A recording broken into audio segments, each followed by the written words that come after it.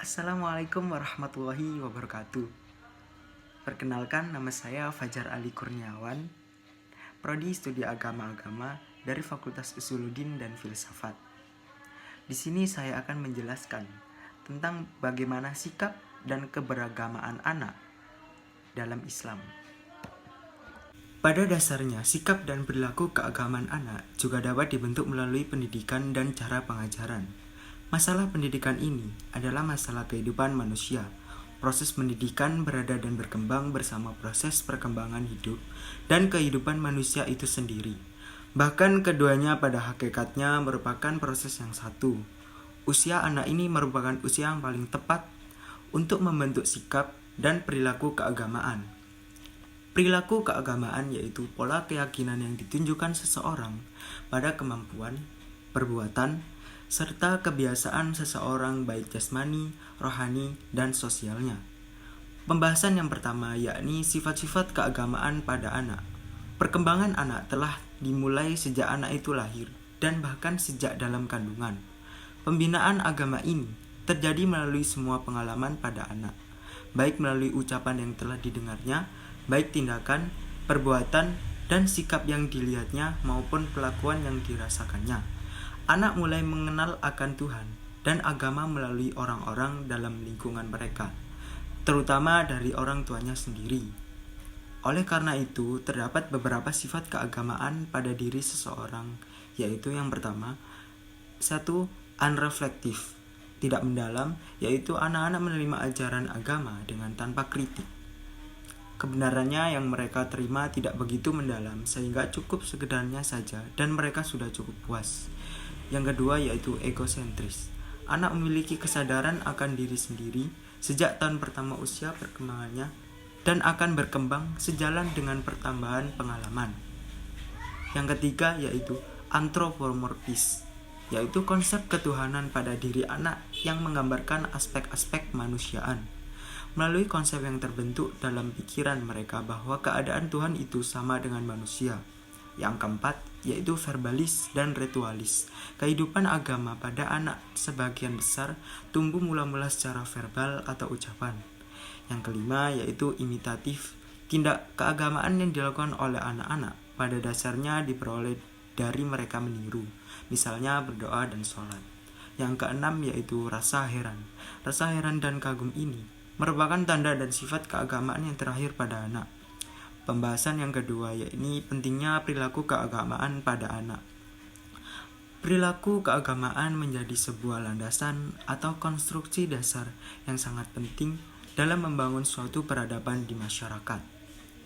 Karena peran agama ini menjadi penentu arah sebuah tujuan yang global. Sehingga agama sampai kapanpun tidak bisa dihilangkan dalam sebuah masyarakat. Pernyataan bahwa agama adalah suatu fenomena abadi di dalam masyarakat di sisi lain juga memberikan gambaran bahwa keberadaan agama tidak lepas dari pengaruh realitas di sekelilingnya. Perilaku keagamaan pada umumnya merupakan cerminan dari pemahaman seseorang terhadap agama. Jika seseorang memahami agama secara formal atau menekankan aspek lahiriahnya saja, seperti yang nampak dalam ritus-ritus keagamaan yang ada, maka sudah tentu juga akan melahirkan perilaku keagamaan yang lebih mengutamakan bentuk formalitas atau lahiriahnya juga. Dalam realitas Islam, kehidupan sosial ada 3 tahapan pemahaman. 1. Tahapan iman, yaitu suatu tahapan pemahaman yang berlandaskan pada logika teologis yang menetapkan perlunya suatu pandangan ketuhanan yang menjadi sumber bagi sikap dan pandangan hidupnya dalam menghadapi berbagai tantangan yang makin kompleks. Yang kedua, tahapan Islam. Tahapan ini, pemahaman keagamaan seseorang telah mengikatkan dirinya pada pandangan etika dalam syariatnya. Yang ketiga yaitu tahapan ihsan. Tahapan ihsan ini pemahaman keagamaan yang telah mampu melewati batas-batas logika, teologis, dan etis, sehingga seseorang menemukan hakikat keagamaannya itu ke dalam dirinya yang terbuka dengan realita, dapat menerima dan memahami terhadap pluralitas dengan pandangan yang lebih substansial yang membuat dirinya menjadi lebih arif dan merasakan keindahan dari realitas yang beraneka ragam.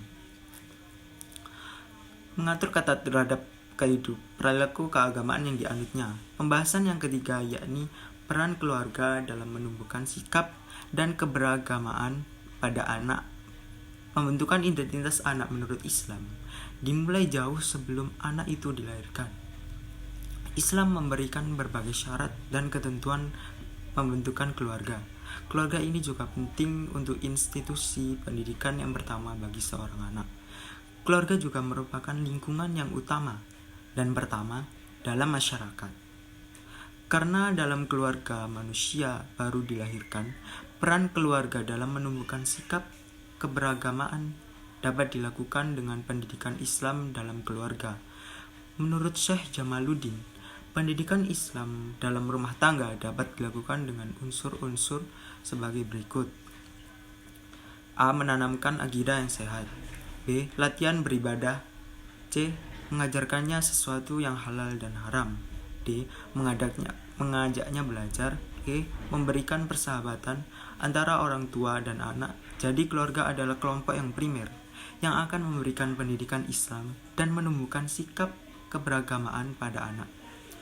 Sehingga dianggap perlu untuk keluarga memberikan pengalaman-pengalaman pelajaran dengan menumbuhkan sikap keberagamaan pada usia kurang lebih 6-12 tahun. Karena pada usia ini anak-anak mulai berkembang secara cepat baik dari segi fisik maupun psikisnya.